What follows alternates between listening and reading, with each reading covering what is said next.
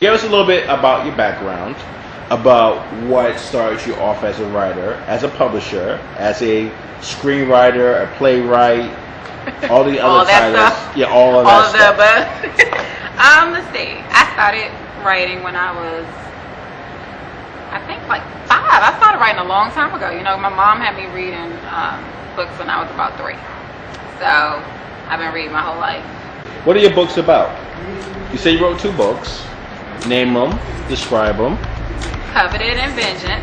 They are part of a series. It's going to be a 3-part series. Part 3 is coming out sometime this year, so I don't get stuck. Coveted is about drama. It's drama to like the 10th power. It's 5 main characters, and everything you can think of or imagine, trust me, I put it in the book. There's so many twists and turns, and everyone's connected. One of my biggest fans, Brian Christian, actually said that it reminded him of Crash because of the way the lives are running parallel to each other, and then at the end they all just like collide. It's like a great thing. And Vengeance is based off of Coveted. You know, it's a continuation, so you can find out what happens after that climatic scene at the end, and it just moves forward. I think it's awesome. If people will check it out, they will love the drama. If you're in the drama that's not in your life but someone else or through a book, you will love it. It started in 2007, April. I actually remember because I was supposed to go out on a date with a guy, and he stood me up, and I was mad.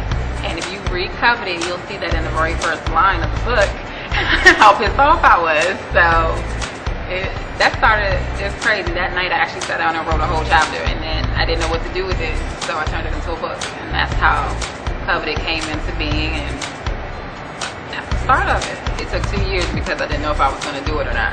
And what happened was I started sending the chapters to my friends and stuff, and they kept pushing me. They're like, get the book out. What's going on with the book? And it gets kind of people in your ears. So, you know, I was just like, leave me alone. So then I finished it. So they would leave me alone. And then it went into the next one. I got the sequel out. So, and that one only took 3 months. So I'm getting better.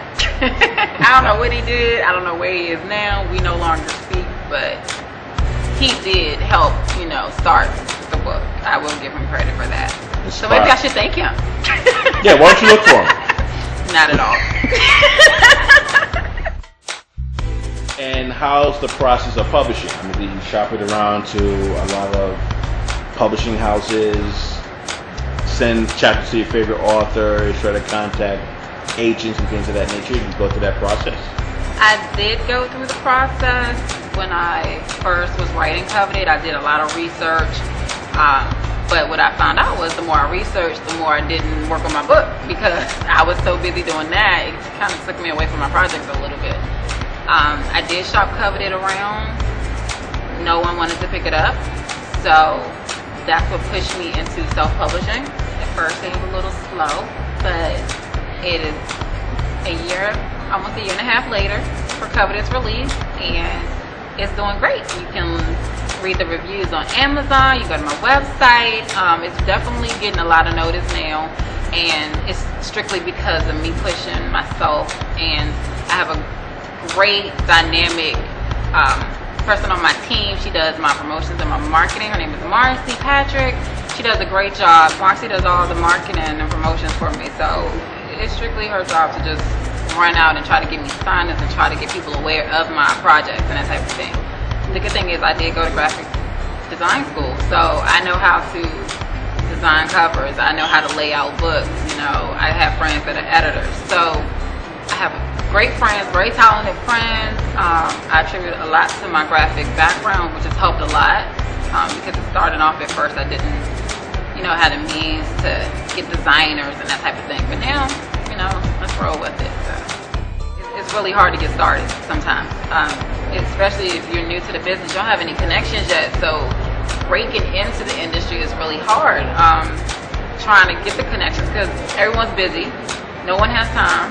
So I think that is the most frustrating thing. It's not a pet peeve, but it is definitely frustrating because you're trying to find somebody who will take out the time to help you get started and maybe just guide you a little bit. You really have to kick the door down because no one cares. When you're first coming up, I think research is key. I think you need to research your butt off, to be honest. I think you should talk to as many people in the industry that you're trying to get into who will talk to you. So if that means I have to send out 3,000 letters for that one yes, I'm going to send out the 3,000 letters for the one yes for the person who will talk to me.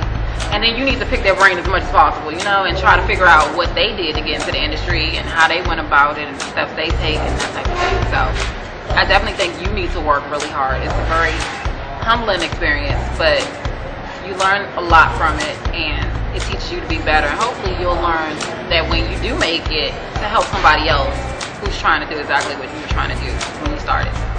It's a hustle. I don't even know what to tell you. It is a for real hustle.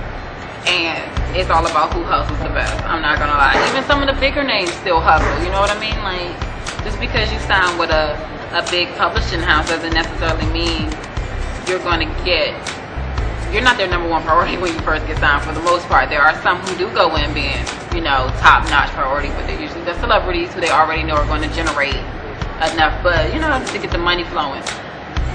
More than likely, you still have to do all your own promotion. So you have to take the initiative to get it done. And the more you work in the industry, the more buzz is generated, the more it opens up doors to meet agents, and that type of thing. So you really have to work hard. It's not a game. And there's no lazy way to get around it. It's no, I don't want to work hard. You have to work hard. So, and I think if you really want to do it, you're going to work hard to do it. So that's how I feel about it. If you're lazy, please don't contact me. I don't do lazy well. But if you really want to get involved in the industry and you have questions, please feel free to contact me. Like I said, you can go to my website. All my contact info is on there. My publicist is on there. Contact her. We're all about it. We help anyone we can. So, what do you think about this genre so far of African American books, what they are producing today? Whether they're being more accepted within the publishing world, or we're getting the recognition? Is there more work to do, or we're falling into stereotypes more than genres? What do you think about the grouping you're a part of? What I don't like about it is I don't like the fact that we are separated, and it is a African American, section, like fiction or whatever, because I don't see any other race dealing with that. Like, why is it a barrier? Why can't we just be fiction books? You know what I mean? Like, why does it have that connotation on it? I think all of us are unique, I think, because we all have different writing styles. And that actually is what the reader, comes to love, because we all tell dramatic stories, but we all tell them very differently.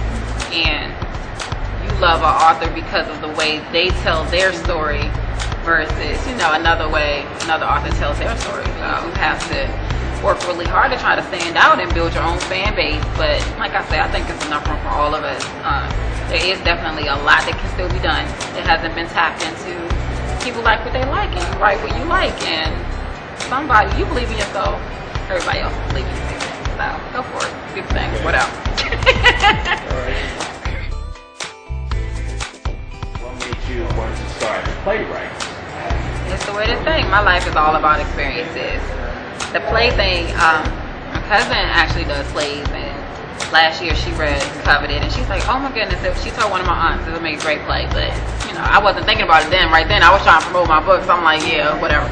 So then this year I was actually cast in a film, and what happened was I got up to the film, to the set, and I totally freaked out, and I spazzed out on camera, which is a first, and once again, very humbling experience.